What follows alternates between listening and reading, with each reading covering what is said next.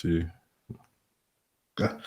So what's going on, everybody? This is Mike Bennett and Mike Baker coming at you with another episode of the Weekly Tech Wrap Up. Just checking in with you all. We got some great articles that we're going to be reviewing, giving some great controversy and criticism on different things going on within the tech industry. So the topics we're going to go over today, we want to try to keep it short and brief because we got a lot to cover. Headline topics we're going to be talking about is with one going down with I think it was with Microsoft, and then just some general information about internet access for Americans and some controversy with that, and then also we're going to be talking about the new revisioned Motorola Razr priced at $1,500. So did you want to jump in, say anything, Mike?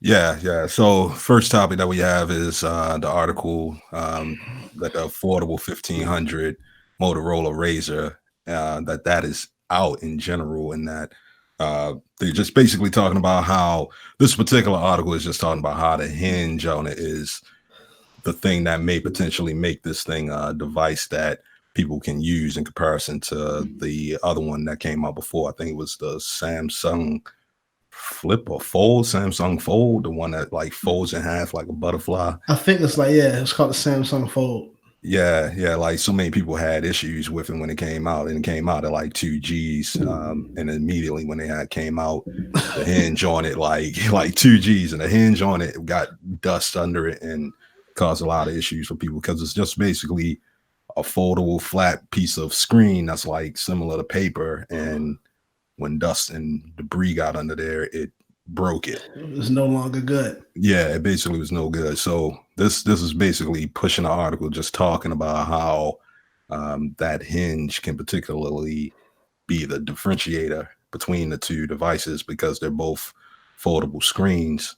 But just pushing the idea of fact in general that the Motorola Razr is here and back, and that it has come back with a foldable screen on it. And just the idea, even though it is 1500, that's like early adopter shit. Like that's the stuff that early adopters are going to spend their money for, like people that want something better than the iPhone 11 or whatever, if they can even think of anything that's better than that.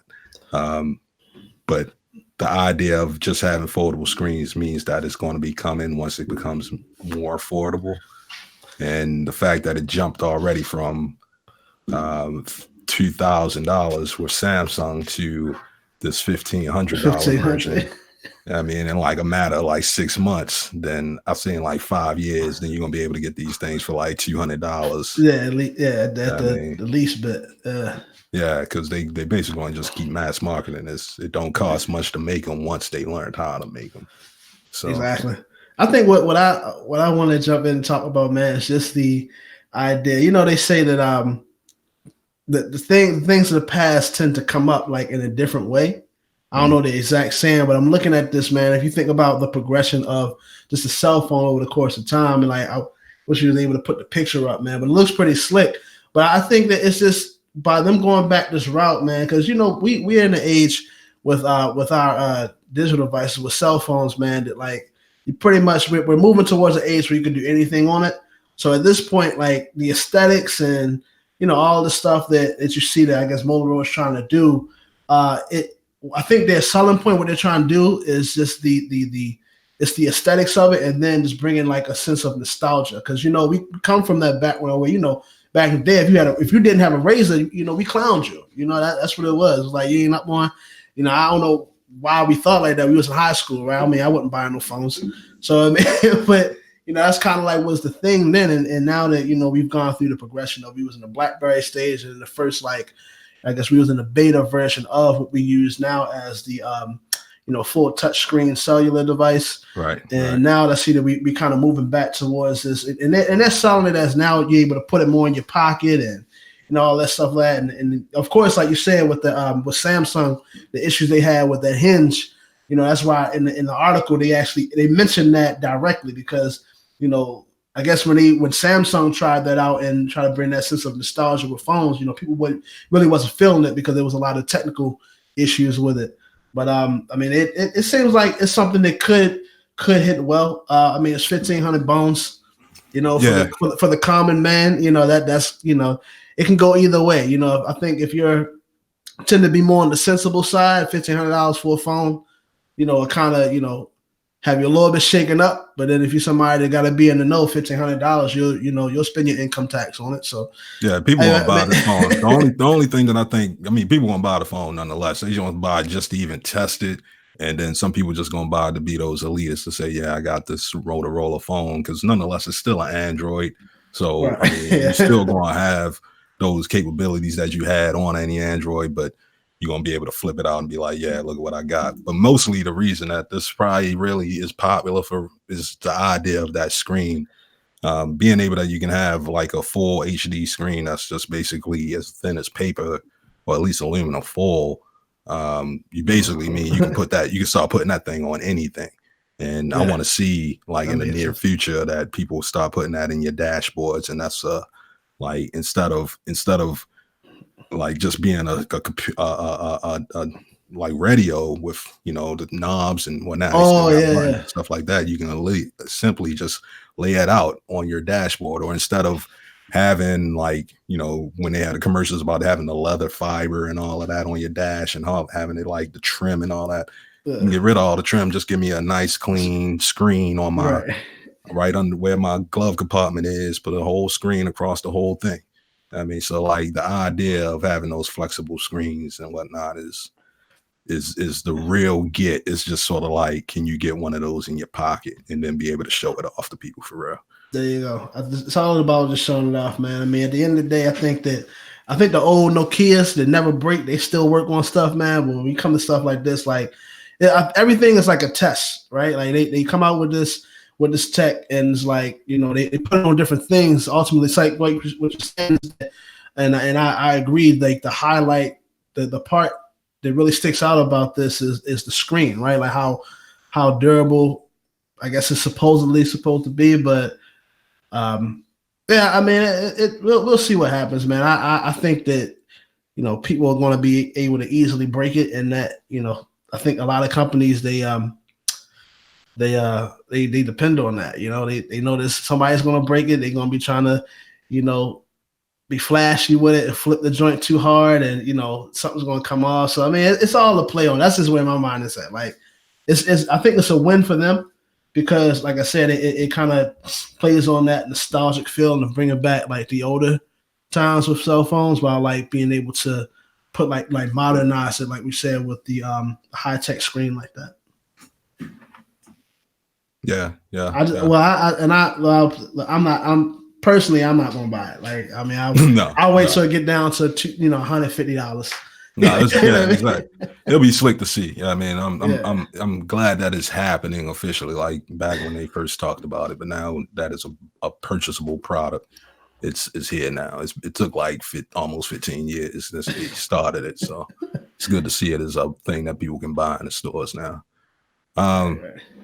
Let's go to this next story.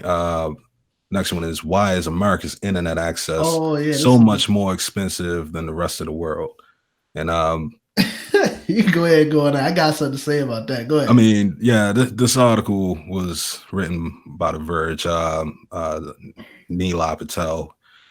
He basically goes over like a synopsis of how the economy works and how it's structured in America compared to the EU and China, and talking about how we have all of these capitalized, like these capitalist organizations, how we have these telecoms, and how they essentially built out their internet in ways so that, well, their telecommunications wiring in ways that allows them to also have a dominance on the communities that they provide internet to.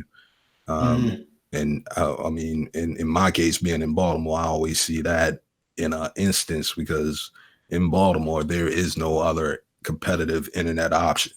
Like you go with Comcast as the standard, or you pull yourself back like 10 tiers and try to get DSL or Verizon, and that's like the only other option.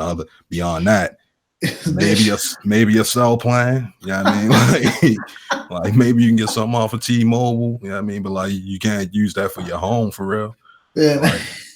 Like the only person that you can go, the only company that you can go to for internet quality internet anywhere in Baltimore is Comcast. And like Verizon have Verizon Fios that they try to push here, and like they immediately stopped that once they got closer to the cities. Like in the counties, I guess it has to do with like the way that they lay out the wiring and whatnot. Yeah, it's like it's easier to deliver fiber optic cable in those counties, but in the city you have to, particularly Baltimore because it's an older city, being able to have to dig up all that concrete and relay the wiring. When Comcast did it years ago, and they did like lobbying for this stuff, so like they have a lot of politics that's behind the fact that they have the rights to this stuff. Back in the 80s when everybody just thought it was like going to be 40 channels or whatever. Yeah. So like they laid the pipes early. So like they have a dominance, and what Verizon, I be thinking, is hoping is to do something like, I mean, this kind of beelining, but like they really trying to push that 5G. Everybody's trying to push the 5G because that's the answer to being able to have to lay down pipe everywhere. Like you don't have to lay down no wiring, no fiber optic wiring here and there. You have to do it at a couple of stations at like antenna points. But then at that point, everybody can still have broadband capability of internet without having to lay down fiber optic to somebody's house. Right. I think it's with these companies, it's really just speaking to your point, man. It's about getting in where you can fit in.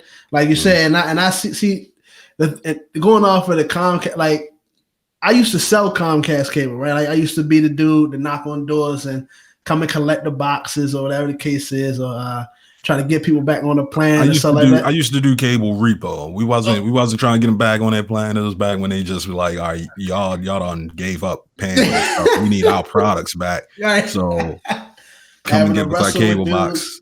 Climbing the pole to clip the wire if they wasn't trying to get a box. I really went through all of it.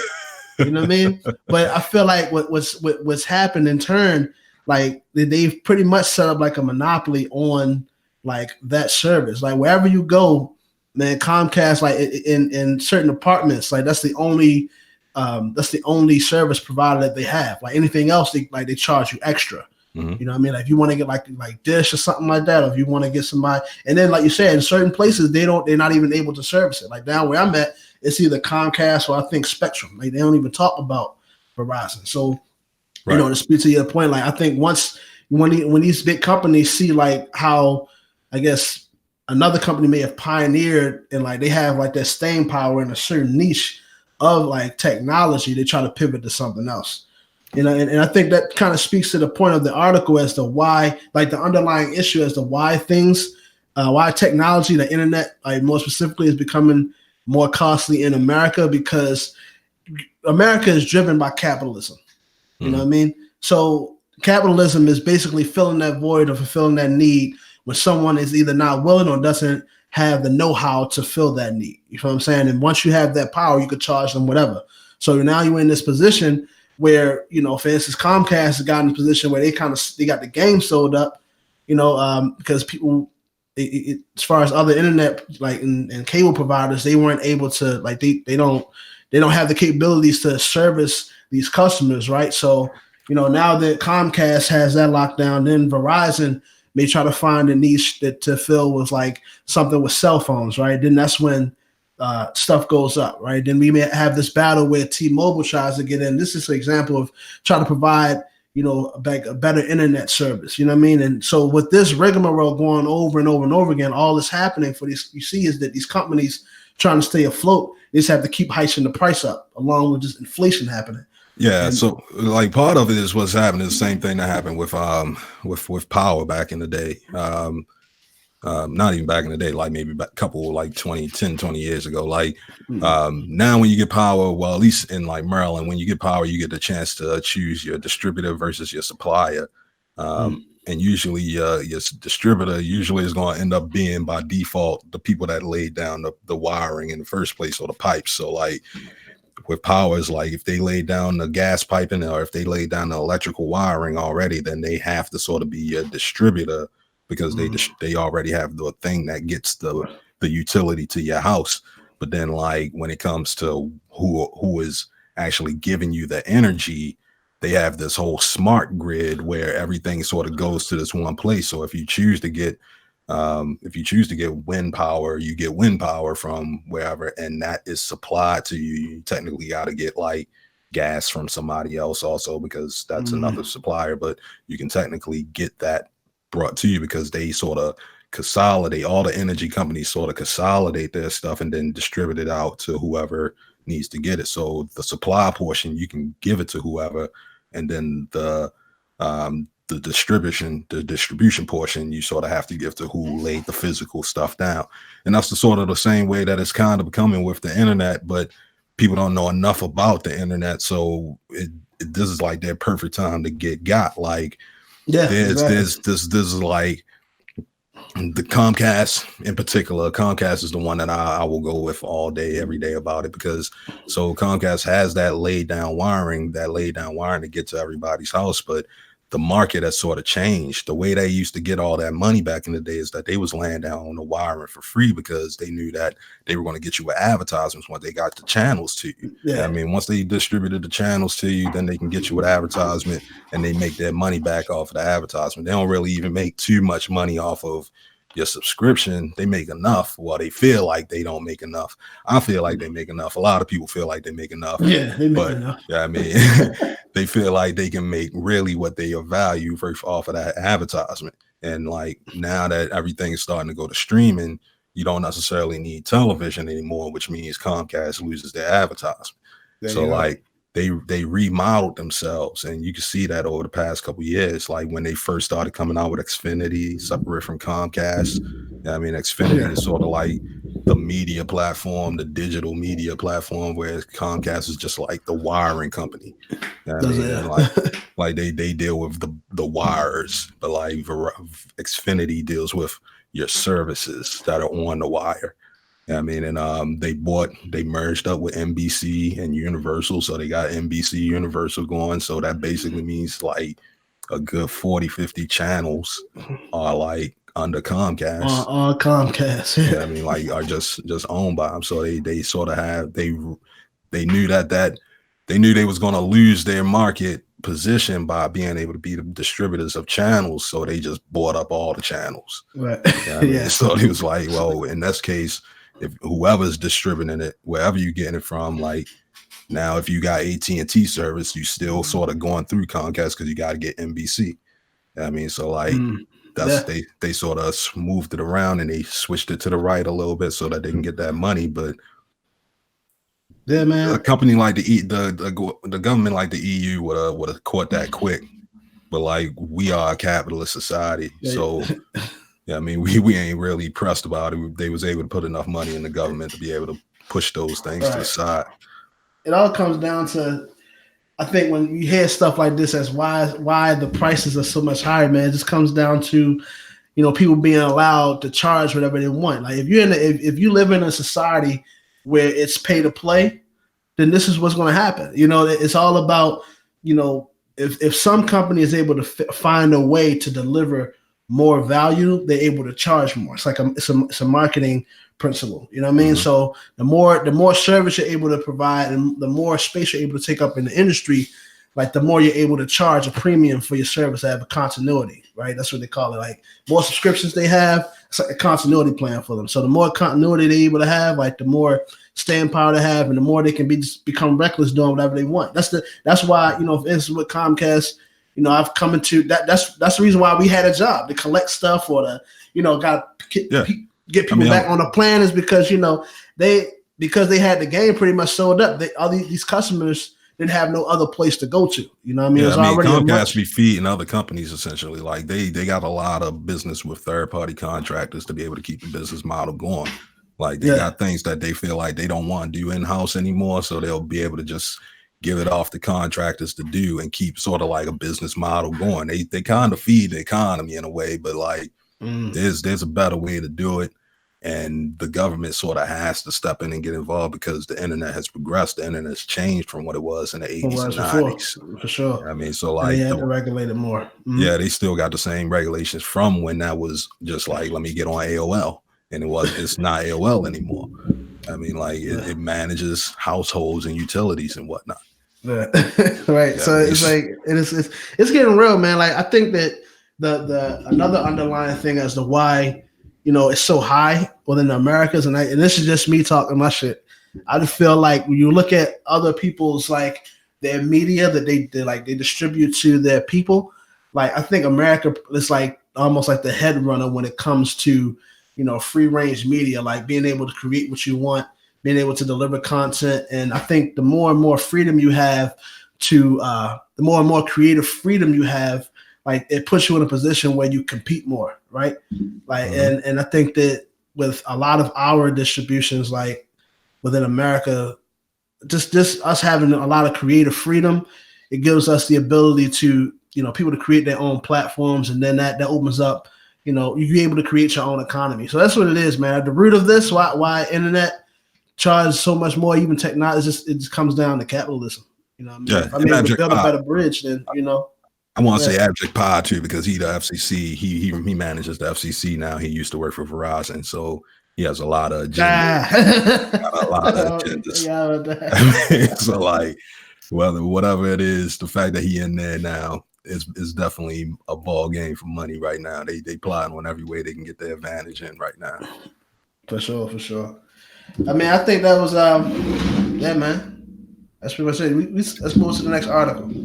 It says actually let's wait for the next show because it's about Microsoft. So let's go ahead and put it on to the next show. Okay, cool.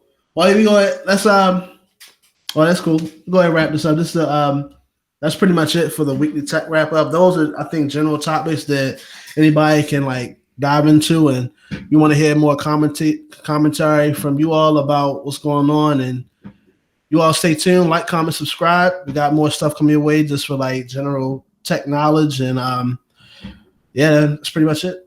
Yeah, we have just so you know, we're gonna have all this stuff going on to many of the social media platforms, well, Facebook and YouTube primarily. I think we're going to try to get to Twitch and Mixer eventually. Already have everything on Stitcher and coming to iTunes and Google Play Music and Spotify pretty soon. Once I get this things approved, they want to make sure we're not, talking about like terrorism or hate speech. But yeah, it's coming up. It's coming up. I already got the stuff in there, but you will see more of us pretty soon. I'll take it easy out there. Take it easy. That was cool.